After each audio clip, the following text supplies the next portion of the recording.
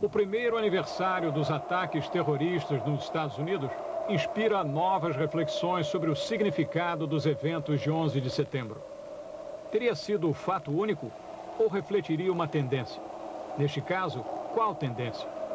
Na virada para um novo século, estaríamos entrando de novo numa era de extremos, conforme a definição do historiador britânico Eric Hobsbann para o século XX?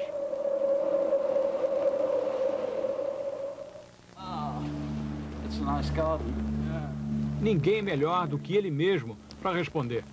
Com uma perspectiva histórica sobre os ataques de um ano atrás e uma visão do mundo que vai se modelando. Nos encontramos em Londres, onde Hobsbann mora, num raro dia de sol e calor que nos levou ao jardim. Nascido na Áustria, emigrou criança para a Inglaterra, onde se tornou professor da Universidade de Cambridge.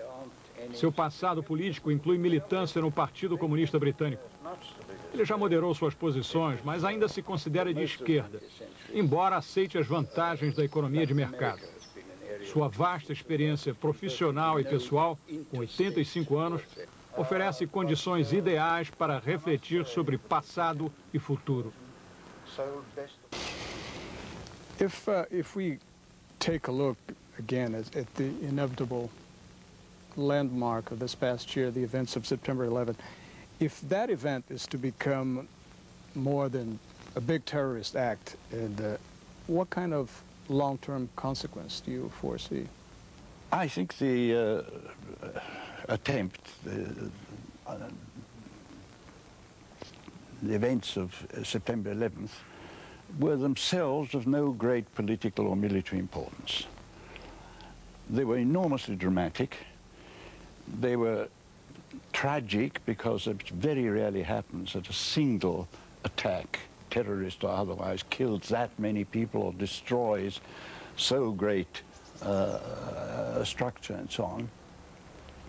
But it didn't change anything in the international situation. The idea that the United States is seriously at risk because of this is fantastic. It's not real. So I think the limits of this kind of terrorist activity must be recognized. I don't think it could, and it certainly didn't, aim at overthrowing the United States. How could it? If it had any effect, it might have tried, rather like ETA in Spain, like the IRA over here, which are also long-standing terrorist movements, quite effective ones, well-organized ones. It might aim at getting the Americans to withdraw from certain areas, as ETA aims at getting Spain to withdraw, not to do anything, but as to get out, and as the IRA aimed to get Great Britain to withdraw from Northern Ireland. Even this they actually failed to do completely. So there are enormous limits in this. I think the United States, for obvious reasons, chiefly because it was so patently humiliated by this extraordinary coup, you know, could be, inevitably, it had to do something to re-establish its international position, and it did. I think it probably has done more, and it used this as an occasion to establish itself or to proclaim its standing as a world hegemonic leader, particularly military leader. And it shows, you know, that was a good opportunity for it to do so, but that wasn't an immediate instinct. It certainly not. We saw this demonstration of, the impressive demonstration of American military power in Afghanistan. The U.S. military budget now has grown substantially, far beyond what any other country can afford. Has this American military superiority become so overwhelming now that not only enemies, but even her allies have become irrelevant?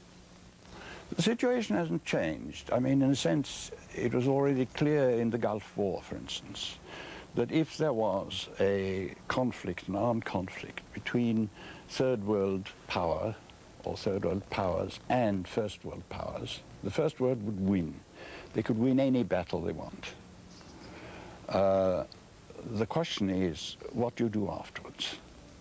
How do you then establish permanent control or even permanent influence over these countries?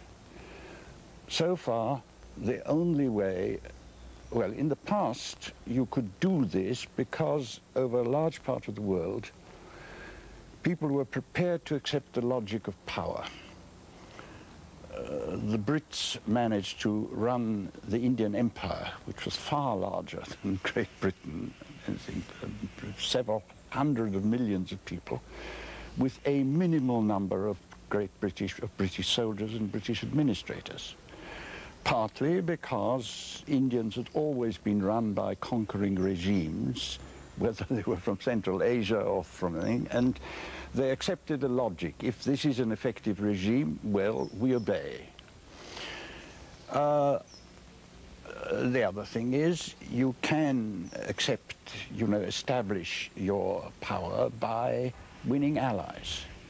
Even that was true. The British Empire in India, to some extent, relied on allying with the Indian princes. They were dependent, but they genuinely saved the British. Without those allies, they would have had to mobilize far more. Since there's some parallels with the so-called American empire of today, very powerful economically and militarily, but do you see there some possible signs of I wouldn't say decadence, but moving away from such overwhelming control as it has today? Difficult to tell. I don't see any signs of decadence. I see signs of weakness in the American economy and in Americans. And after all, I am an old man who have lived through a good deal of the 20th century. And if there's one thing I've learned, is that great empires go to pieces very quickly. I've lived through the fall of the great world empires, colonial empires. World imperialism lasted 65 years, more or less, before, things went to pieces. I've lived through the attempt of the Germans to establish a European, possibly a world empire, which they thought would last 1,000 years, and it didn't. I've lived through the Great World Revolution, which was expected to last forever, and it didn't either. And so about the Soviet Revolution. Yeah, and it didn't either. So the idea that a temporary hegemony by a single power, I'm too old to be able to live through to the end of it, but almost certainly some readers of my autobiography will. The belligerence of this current American administration, both in rhetoric or even in practice, do you think that's only a George Bush Republican phenomenon, or do you think it's become now incorporated as a national policy, no matter who leads the country after Bush? The stupid belligerence and the narrow-minded kind of egoism of American policy is something which is, I think, peculiar to Bush. The idea, for instance, that for electoral purposes in wherever it might be, Pennsylvania, you are prepared to put at risk the entire World Trade Organization by heavy protection of American steel industry against others. That is a thing which I think is typically the Bush regime.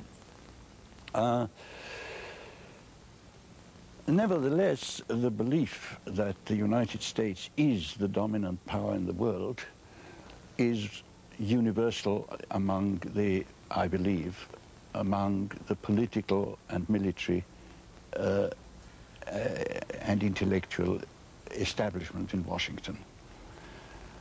I think in the past they were sufficiently realistic to know that they had to operate together with allies, even though some of the allies were little better than, dependents.